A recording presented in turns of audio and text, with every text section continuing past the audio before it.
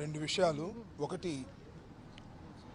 మంద సాల్మన్ పిన్నెల గ్రామానికి చెందినటువంటి వ్యక్తి ఎన్నికల తర్వాత తెలుగుదేశం పార్టీ అధికారంలోకి వచ్చింది.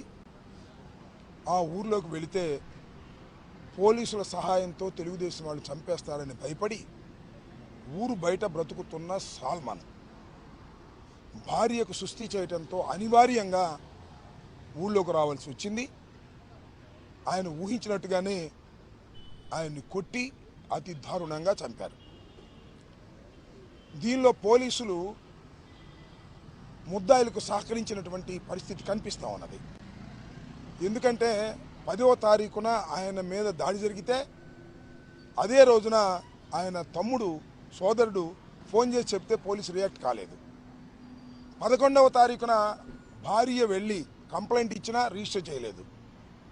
12వ తారీఖున గవర్నమెంట్ హాస్పిటల్లో చేరిన తర్వాత కోమాలో ఉన్నాడని సర్టిఫికేట్ తీసుకుని దాని ద్వారా కంప్లైంట్ ఇస్తే 12వ తారీఖున రిజిస్టర్ చేశారు.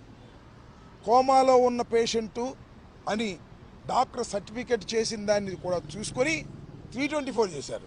చూశారు చిత్రం ఏంటో. ఖచ్చితంగా అటెంప్ట్ టు మర్డర్ చేయాల్సింది 324 చేశారు. దానికన్నా ముందు ఏం చేశారో తెలుసా? పోలీసులు సాల్మన్ మీద కేసు పెట్టారు, సాల్మనే కొట్టాడని. ఇలా పోలీసులు ఈ వైఖరి వల్ల అక్కడ అన్యాయంగా సాల్మన్ మరణించాడు.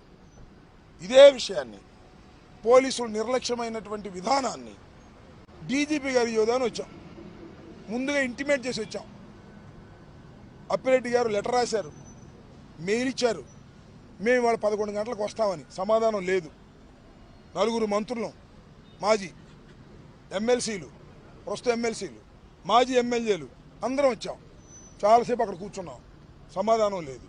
నేను ఒకటే అడిగాను, అక్కడ సిఐ గారు ఉంటే, అయ్యా డీజీపీ గారిని అడగండి, డీజీపీ గారు మా దగ్గర తీసుకుంటారా, రేపు నేను తీసుకోమనండి, లేదంటే డీజీపీ గారు ఫలానా వాడికి ఇచ్చామంటే వెళ్తాం.